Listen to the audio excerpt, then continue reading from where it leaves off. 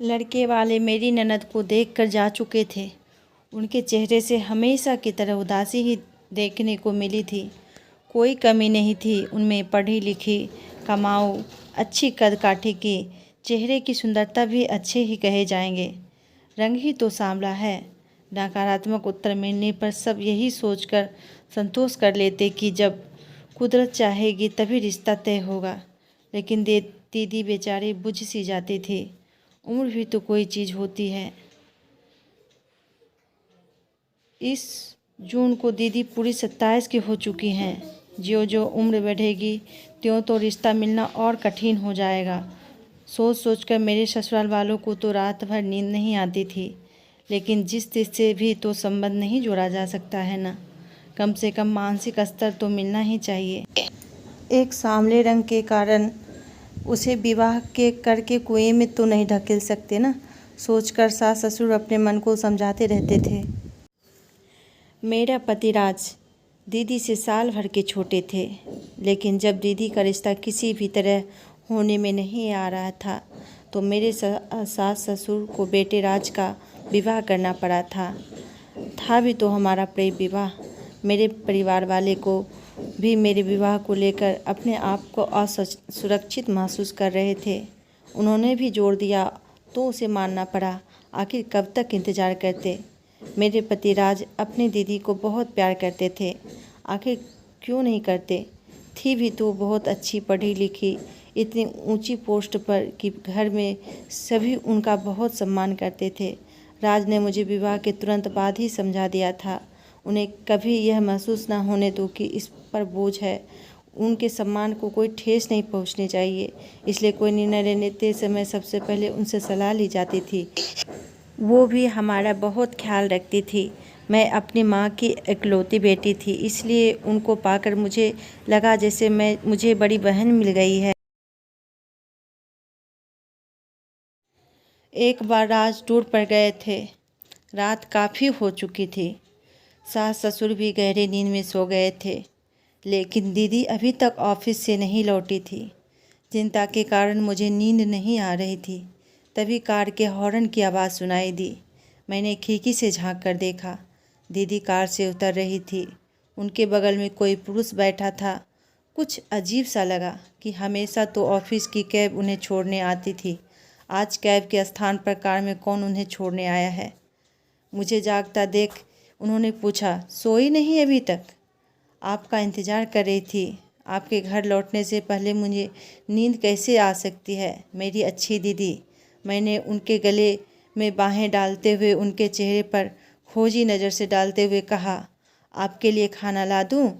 नहीं, आज ऑफिस में ही खा लिया था। अब तू जाकर सो। गुड नाइट दीदी, मैंने कहा और सोने चली गई। लेकिन आंखों में नींद कहाँ। दिमाग में विचार आने लगा कि कोई तो बात है। पिछले कुछ दिनों से दीदी कुछ परेशान और खोई खोई सी रहती है। ऑफिस की समस्या होती तो वे घर में अवश्य बताती। कुछ तो ऐसा है जो अपने भाई से कम और मित्र अधिक है से साझा नहीं करती। और आज इतनी रात को देर से आना, वह भी किसी पुरुष के साथ, जरूर कुछ दाल में काला है। इसी पुरुष से विवाह करना चाहती तो पूरा परिवार जानकर बहुत खुश होता। पर उनके सुख के लिए उनकी पसंद के किसी भी पुरुष को स्वीकार करने में तनिक भी देर नहीं लगाएंगे। इतना तो मैं अपने विवाह के बाद जान गई हूँ। लेकिन बात कुछ और ही है जिसे बताना नहीं चाहती, लेकिन मैं इसे जान कर रहूँगी। सुबह 7 बजे आंखें खुली तो देखा दीदी ऑफिस के लिए तैयार हो रही थी। मैंने कहा, क्या बात है दीदी, आज इतनी जल्दी? मेरी बात पूरी होने से पहले वे बोली, हाँ आज ज़रूरी मीटिंग है इसलिए जल्दी जाना है। नाश्ता भी ऑफिस में कर लूँगी, देर हो रही है, बाय। मेरे कुछ बोलने से पहले ही वे तीर की तरह घर से निकल गई। बाहर जाकर देखा वही गाड़ी थी। इससे पहले कि ड्राइवर को पहचानूं, वह फुर्र से निकल गई। अब तो मुझे पक्का यकीन हो गया कि अवश्य ही दीदी किसी गलत पुरुष के चंगुल में फंस गई हैं। हो न हो वह विवाहित है। मुझे कुछ जल्दी करना होगा। लेकिन घर में बिना किसी को बताए, वरना वे अपने को बहुत अपमानित महसूस करेंगी। रात को वही व्यक्ति दीदी को छोड़ने आया। आज उसकी शक्ल की थोड़ी सी झलक देखने को मिली थी, क्योंकि मैं पहले ही घात लगाए बैठी थी। सास ससुर ने जब देर से आने का कारण पूछा तो बिना रुके अपने कमरे की ओर जाते हुए थके स्वर में बोली, ऑफिस में मीटिंग थी, थक गई हूँ, सोने जा रही हूँ। आज क्या हो गया है इस लड़की को, बिना खाए सो जाती है। छोड़ दे ऐसी नौकरी, हमें नहीं चाहिए, ना खाने का ठिकाना ना सोने का ठिकाना। माँ बड़बड़ाने लगी तो मैंने उन्हें शांत कराया कि चिंता ना करें, मैं उनका खाना उनके कमरे में पहुंचा दूंगी, वो निश्चित होकर सो जाएं। खाना लेकर उनके कमरे में गई तो देखा वे फ़ोन पे किसी से बातें कर रही थी। मुझे देखते ही फ़ोन काट दिए। मैंने अनुरोध करने पर उन्होंने थोड़ा सा खाया। खाना खाते हुए मैंने पाया कि पहले के विपरीत वे अपनी आंखें चुराते हुए खाना को जैसे तैसे निगल रही थी। कुछ भी पूछना उचित नहीं लगा। उनके बर्तन उनके लाख मना करने पर भी उठाकर लौट आई। 5 दिन बाद राज लौटने वाले थे। मैंने अपनी सास से शॉपिंग का बहाना करके घर से सीधी दीदी के ऑफिस पहुंच गई। मुझे अचानक देखकर एक बार तो वे घबरा गई। ऐसी क्या ज़रूरत पड़ गई कि मुझे ऑफिस आना पड़ा। मैंने उनके चेहरे के भाव भांपते हुए कहा, अरे दीदी कोई बात नहीं, यहाँ मैं कुछ काम से आई थी, सोचा आपसे मिलती चलूँ। आज आप घर देर से आती हैं, इसलिए आपसे मिलना ही कहाँ हो पाता। चलो ना दीदी, आज ऑफिस से छुट्टी ले लेते हैं। नहीं, बहुत काम है, बॉस छुट्टी नहीं देंगे। पूछ कर तो देखो, शायद मिल जाए। अच्छा, कोशिश करती हूँ, कहकर उन्होंने ज़बरदस्ती मुस्कुराने की कोशिश की। फिर बॉस के कमरे में चली गई। बॉस के ऑफिस से निकली तो वह भी उनके साथ था। अरे यह तो वही आदमी है जो दीदी को छोड़ने आता है। मेरे मुंह से बोसाकता निकला। मैंने चारों ओर नज़र डाली। अच्छा हुआ आसपास कोई नहीं था। दीदी को इजाज़त मिल गई थी। उनका बॉस उन्हें बाहर तक छोड़ने आया। इसका मुझे औचित्य औचित्य नहीं लगा। मैंने उनको कुरेदने के लिए कहा, वाह दीदी, बड़ी शान है आपकी, आपका बॉस आपको बाहर तक छोड़ने आया है। ऑफिस के सभी लोगों को आपसे ईर्ष्या होती होगी। दीदी फीकी सी हंसी हंस दी, कुछ बोली नहीं। सास भी दीदी को जल्दी आया देख बहुत खुश हुई। रात को सभी गहरी नींद सो रहे थे कि अचानक दीदी के कमरे से उल्टियाँ करने की आवाज़ लगी। मैं उनके कमरे की तरफ लपकी। वो एक कुर्सी पर निढाल पड़ी थी। मैंने उनके माथे पर हाथ फेरते हुए कहा, क्या बात है दीदी, ऐसा तो हमने कुछ खाया नहीं कि आपको नुकसान करे, फिर बदहजमी कैसे हो गई आपको।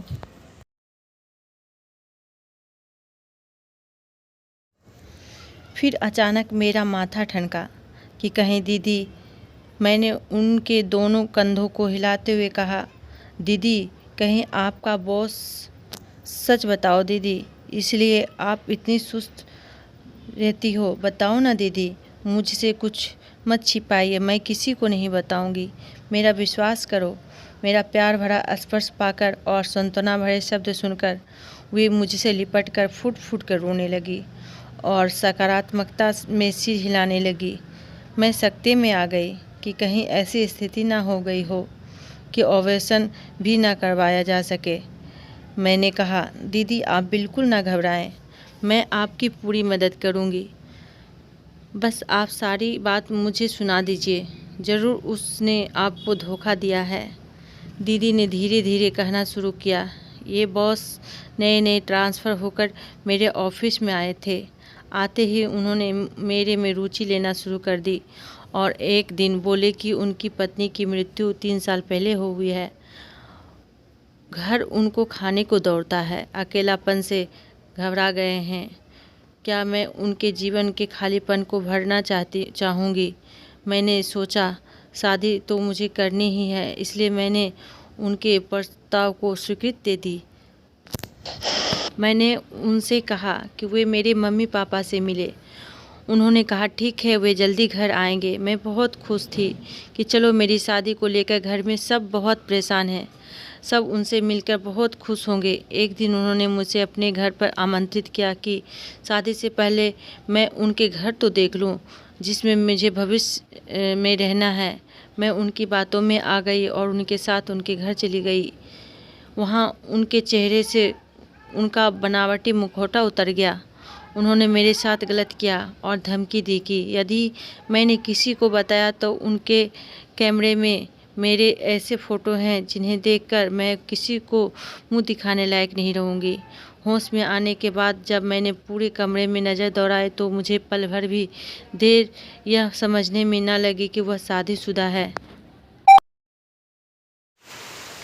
उसकी पत्नी कहीं गई होगी। मैं क्या करती? बदनामी के डर से मुंह बंद कर रखा था। मैं लूट गई, अब क्या करूं? कहकर फिर फूट फूट कर रोने लगी। तब मैंने उनको अपने से लिपटाते हुए कहा, आप चिंता ना करें दीदी, आप देखती हूँ वह कैसे आपको ब्लैकमेल करता है। सबसे पहले मेरी फ्रेंड डॉक्टर के पास जाकर ऑपरेशन की बात करते हैं, उसके बाद आपके बोझ से निपटेंगे। आपकी तो कोई गलती ही नहीं है। आप डर रही थी, इसी का फ़ायदा तो वह उठा रहा था। आप निश्चित होकर सो जाइए, मैं हूँ ना। आज मैं आपके ही कमरे में सोती हूँ। और फिर मैंने मन ही मन सोचा कि अच्छा है, आज पति बाहर गए हुए हैं और सास ससुर का कमरा दूर होने के कारण आवाज़ से उनकी नींद नहीं खुली। थोड़ी ही देर में मैंने दोनों को गहरी नींद आ घेरा। अगले दिन दोनों ननद भाभी किसी फ्रेंड के घर जाने का बहाना करके डॉक्टर के पास जाने के लिए निकली।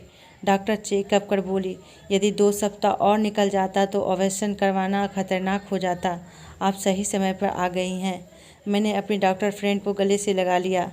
वे बोली, सरिता तुम्हें पता है ना, कई केस रोज़ मेरे पास आते हैं। भोली भाली लड़कियों को ये दरिंदे अपने जाल में फंसा लेते हैं और बदनामी के डर से सब सहती रहती है। लेकिन तुम तो स्कूल के ज़माने से ही बड़ी हिम्मत वाली रही हो। याद है वह अमित जिसे तुम्हें तंग करने की कोशिश की थी, तो तुमने प्रिंसिपल से शिकायत करके उसके स्कूल से ही निकलवा के दम लिया था। अरे विभा, तुझे अभी तक याद है? सच वो दिन भी क्या दिन थे। और फिर दोनों खिलखिलाकर हंस पड़ी।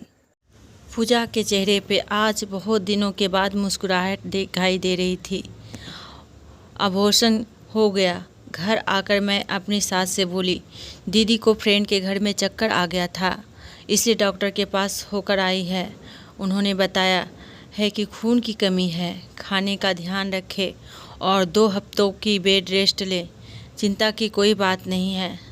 सास ने दुखी मन से कहा, मैं तो कब से कह रही हूँ खाने का ध्यान रखो, लेकिन मेरी कोई सुने तब ना। 1 हफ्ते में ही दीदी भली चंगी हो गई। उन्होंने मुझे गले लगाते हुए कहा, तुम कितनी अच्छी हो भाभी, मुझे मुसीबत से छुटकारा दिला दिया। तुमने मेरी माँ से भी बढ़कर मेरा ध्यान रखा। मुझे तुम पर बहुत गर्व है। ऐसी भाभी सबको मिले। अरे दीदी, पिक्चर अभी बाकी है, अभी तो उस दरिंदे से निपटना है। 5 दिन बाद जब हम योजना अनुसार बोस की पत्नी से मिलने के लिए गए, उनको उनके पति के साथ सारा कच्चा चिट्ठा का बयान किया तो वे हैरान होकर बोली, इन्होंने यहाँ भी नाटक शुरू कर दिया। लखनऊ से तो किसी तरह ट्रांसफ़र करवा कर यहाँ आए थे, शायद शहर बदलने से कुछ सुधर जाए, लेकिन कोई कहते हुए रुआन सी हो गई। हम उनकी बातें सुनकर अवाक रह गए। सोचने लगे इससे पहले ना जाने कितनी लड़कियों को उसने बर्बाद किया होगा।